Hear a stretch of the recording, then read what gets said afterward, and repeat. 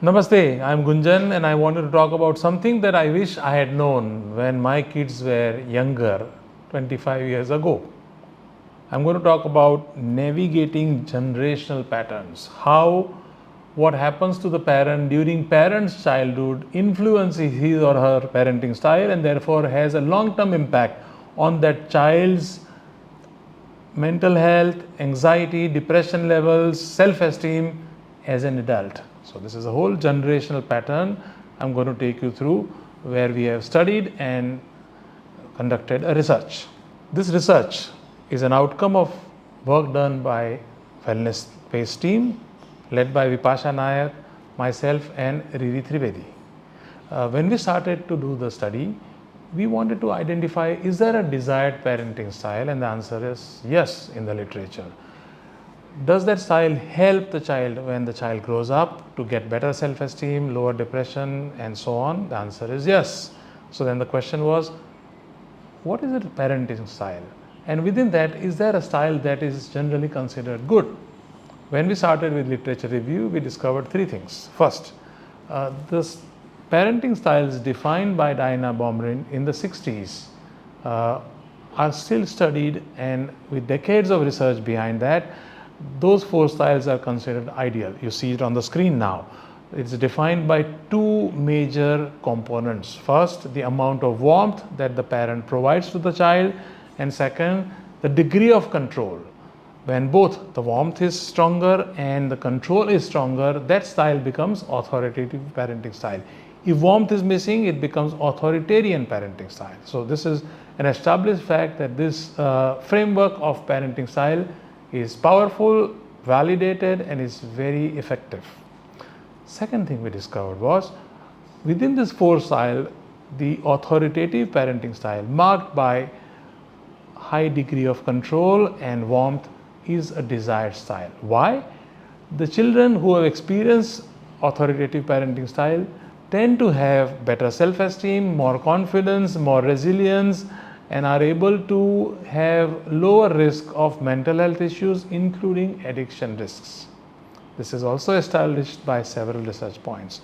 So with these 2 points under the belt, we wanted to study more, and we identified that there are two factors that affect parenting style, because that becomes a very important factor for the child when he or she is growing up.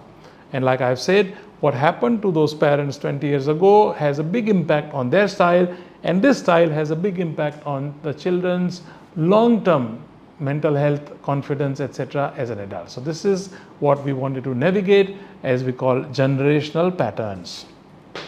Two factors define parenting style. One, parent-related factor, parents' mental health, the relationship between the parents, parents' resilience, parents' perception of social support, perceived loneliness, and their traumatic experiences during childhood. All of these factors have an influence on parenting style. So with this background review of literature, we started to identify certain hypotheses. For hypothesis development, what we decided to explore was specific. Parents' exposure to childhood trauma influences their desired or authoritative parenting style behavior. Okay, this is first hypothesis. And we also had other hypothesis, which is the sub-factors, or there are sub-styles within parenting, and those three styles also are influenced by parents' childhood trauma. So the hypothesis was that parents who have been exposed to high amount of trauma during childhood tend to have less authoritative styles or less significant sub-styles compared to parents who have not been exposed to that high amount of trauma. So how did we measure trauma of parents? What you see on the screen are 16 components of trauma, and we identified that 5 or more exposure to these components would be high category, high trauma category, and the rest would be low trauma category. And the hypothesis was that high exposure to trauma for parents results in their likelihood of having less authoritative parenting style, less desired parenting style. With this framework, we decided to throw this open through social media, through workshops, or word of mouth awareness. 130 parents filled up the forms, mostly mothers. Not sure why parents assume this is mother's job, but that's a reality in the data we had. We also had the option of when we had workshops, we left it open for both parents to join at the same cost. Unfortunately, only mothers, mostly mothers, joined the workshops. This is just the framework of how we collected the data. When we had the data, we started to analyze it, and very interesting results started to emerge. Let me summarize the results. We were able to confirm that parents with high exposure to trauma are having less authoritative parenting style, and this reduction in their authoritative parenting style is statistically significant. This is one big finding from this research that I said, led by the team, Vipasha, myself and Riri. Then there are subcategories of authoritative parenting style, and those are three: the connection, the autonomy and regulation. And all the three subcategory scores were also lower for parents with high trauma exposure. Specifically, both autonomy and regulation reductions were statistically significant compared to parents who have not been exposed to such high levels of trauma. So to summarize, not only authoritative parenting style is lower, so these parents tend to be more, parents with high exposure to childhood trauma tend to be less authoritative, and this style, as I have shared earlier, has not so positive impact on the child's behavior while growing up and as an adult. So this summarizes the results of what we discovered, and you can see that on the screen. The authoritative parenting style is much lower. On the screen you can see the results. For individuals with low exposure to childhood trauma, when they become parent, they tend to be more authoritative compared to the parents who have been exposed to high trauma, who are less authoritative, which means other styles also tend to be stronger. Some display the authoritarian style, or some tend to have stronger authoritarian style, others tend to be uninvolved or permissive parents. So it's a combination.